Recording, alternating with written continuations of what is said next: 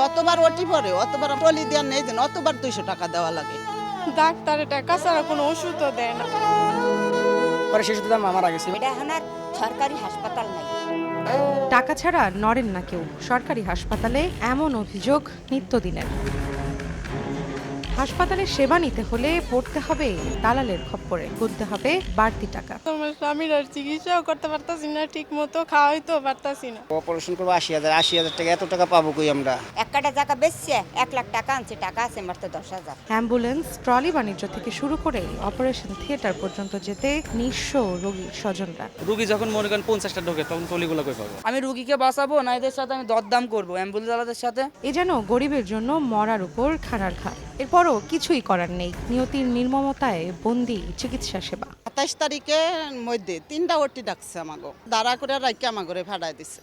আমাগো ওটি হইব না। আমি ওনার নিয়ে ভিতরে দিয়ে গেছি, দেখি কি ওদের সুতো দিয়ে ওরা শিলি করে লেছে, আর আমার যে ওষুধ আমার যে সুই তারা আলাদা করে ভাগাভাগি করতেছে, ওইটা আবার বাইরে তারা বিক্রি করে নেব। ভোগান্তির গল্প আছে আরো। দিনের পর দিন নানা অজুহাতে থমকে থাকে চিকিৎসা। দায়িত্বরতদের অবহেলা আর দুর্ব্যবহারও সইতে হয় নীরবে।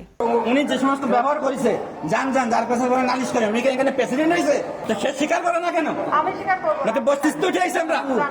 খালি মোবাইল টিপা আমি বলছি ম্যাম বুকটা করে একটু দেখেন। হ্যাঁ বলতেছে যে না এখন না, তুমি যাও স্যার শেষ হোক। পরে শিশুর দাম আমার আগে। কুষ্টিয়া থেকে পরীক্ষা নিরীক্ষা করাছে, ওখানে সিল মারা আছে, সরকারি সিল। কাগজপাতিগুলো এখানে নিয়ে আসলাম, নিয়ে আসার পর এনারা আমাকে বললো যে তোমার বাবার বি পজিটিভ ব্লাড আমরা পরীক্ষা করছি, এ পজিটিভ। তো এরা কি করে আমাকে এই পজিটিভ ব্লাড ধরাই দিল। ডাক্তারের লোক কথা বলা যায় না, আমার লাগে বেশি কথা বলবেন না। তা তোমরা সরকারি বেতন খাও। ভুক্তভোগীদের অভিযোগ, কমিশন বাণিজ্যের কারণে অনেক সময় পাঠানো হয় বেসরকারি হাসপাতালে, কিন্তু সেখানে ব্যয় বহনের সামর্থ্য আছে কজনের? এজেন্সিতে যারা ডিউটিরত অবস্থা, এরা যারাই আসে ওনাদেরকে বলে মিশিং আজকে 15-20 দিন পর্যন্ত ওয়েস্টেজ অবস্থা আছে। এরা ইচ্ছা করলে একটা রুগীকে সুস্থ করতে পারে, এরা না করে আমাদেরকে বলে যে বড় বড় প্রাইভেট ডাক্তার। এখান তো সবাই তো উচ্চ ফ্যামিলির না। কোনো ডাক্তার এবং নার্সে সুচিকিৎসা দিচ্ছে না। চিকিৎসা কার্যক্রমে একটি পূর্ণাঙ্গ পরিকল্পনার অভাব ও দক্ষ জনবল সংকটকে দুষছেন জনস্বাস্থ্যবিদরা। বাংলাদেশে একটি পূর্ণাঙ্গ স্বাস্থ্য সেবা পরিকল্পনা তৈরি হয়নি।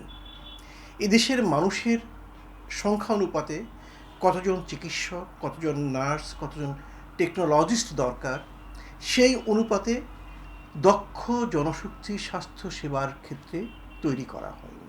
পূর্ণাঙ্গ পরিকল্পনা, সেই অনুযায়ী কীভাবে দক্ষ জনশক্তি গড়ে তোলা হবে তারও একটি ধাপে ধাপে নকশা, পথনকশা এবং মানুষকে সেবা দেওয়ার ক্ষেত্রটি উন্নয়নের জন্য কীভাবে নিয়ে যাবে সেই ব্যাপারটি নির্দিষ্ট হওয়া দরকার। বরাবরের মতো চলতি বাজেটেও স্বাস্থ্য খাতকে দেয়া হয়নি গুরুত্ব। চিকিৎসা খাতে ব্যয় হয়েছে বরাদ্দের 4%-ও কম।